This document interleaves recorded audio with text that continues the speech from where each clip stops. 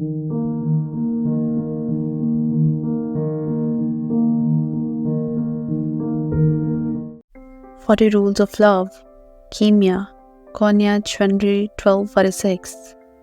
Blushing and sweating slightly, I mustered the courage to talk to Shams of Tabrizi. I had been meaning to ask him about the deepest reading of the Quran, but for weeks I hadn't had a chance. Though we lived under the same roof, our paths never crossed. But this morning, as I was sweeping the courtyard, Shams appeared next to me, alone and in the mood to chat. At this time, not only did I manage to talk with him longer, but I also managed to look him in the eye. "How's it going, dear Kimia?" he asked jovially.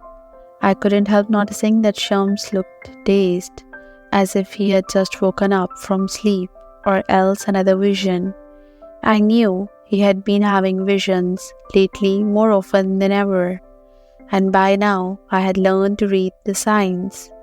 Each time he had a vision, his face became pale and his eyes dreamy. "A storm is impending," Shams murmured, squinting at the sky, where greyish flakes swirled, heralding the first snow of the year. This seemed the right time to ask him the question I had been holding inside. "Remember when you told me that we all understood the Quran in accordance with the depth of our insight?" I said carefully. "Ever since that, I have been meaning to ask you about the fourth level."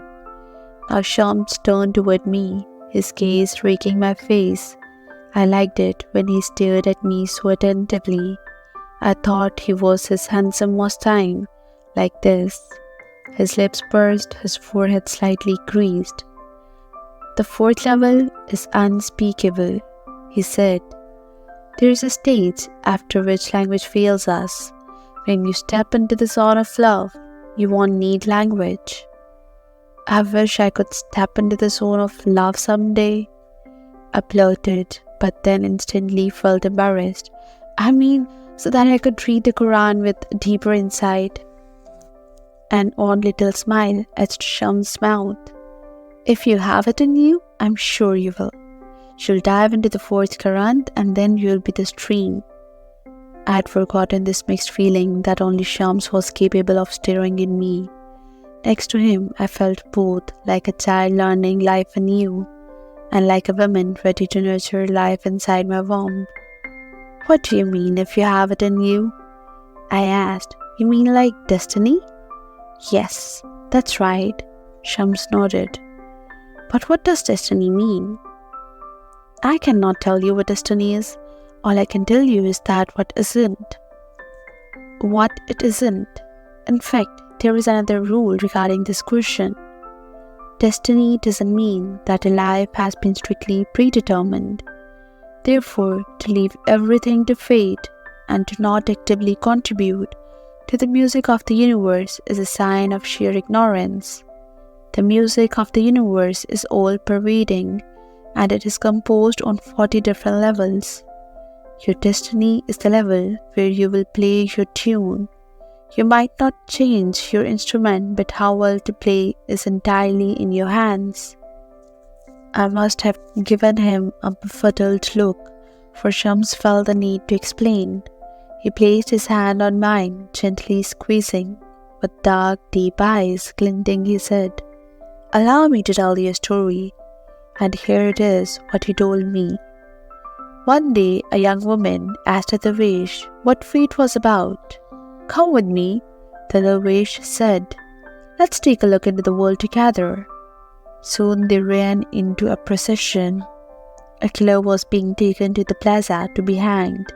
The dervish asked, "That man will be executed, but is that somebody gave him money with which he bought his murder weapon, or is it because nobody stopped him while he was committing the crime, or is it because someone caught him afterward? Where is the cause and effect in this case?" I interjected, cutting his story short, and said, "The man is going to be hanged because what he did was awful. He's paying for what he did. There is the cause and there, too, the effect. There are good things and bad things, and a difference between the two." "Ah, sweet Kimia," Shams replied in a small voice as if suddenly felt tired. You like distinctions between you think they make life easier? What if things are not clear all the time? But God wants us to be clear, otherwise there would be no notions of haram or halal. There would be no hell and heaven. Imagine if you could not scare people with hell or encourage them with heaven, the world would be a whole lot worse. Snowflakes skittered in the wind, and Shams leaned forward to put my shawl tighter. For a passing moment, I stood frozen, inhaling his smell. It was a mixture of sandalwood and soft amber with this faint, crisp tang underneath. Like the smell of earth after the rain, I felt a warm glow in the pit of my stomach and a wave of desire between my legs. How embarrassing it was, and yet, oddly, not embarrassing at all. In love, boundaries are blurred, said Shams, staring at me half concernedly. Was he talking about the love of God or the love between a woman and a man? Could he be referring to us? Was there such a thing as us? Unaware of my thoughts, Shams continued. I don't care about haram or halal. I'd rather distinguish fire in hell and burn heaven, so that people could start loving God for no other reason than love. You shouldn't go around saying such things. People are mean, not everyone would understand. I said, not realizing that I would have to think more about this warning before its full implication could sink in. Shams smiled a brave, almost alien smile. I allowed him to hold me captive, his palm feeling hot and heavy against mine. Perhaps you're right, but don't you think that gives me all the more reason to speak my mind? Besides, narrow-minded people are deaf anyhow. To their sealed ears, whatever I say is sheer blasphemy. Whereas, towards me, everything you say is only sweet. Shams looked at me with a disbelief that verged on astonishment, but I was more shocked than he was. How could I have said such a thing? Had I taken leave of my senses? I must have been possessed by a jinn or something.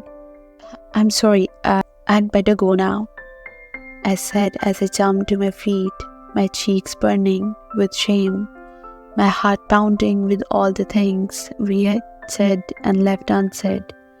I scampered out of the courtyard back into the house, but even as I ran, I knew that a threshold has been crossed.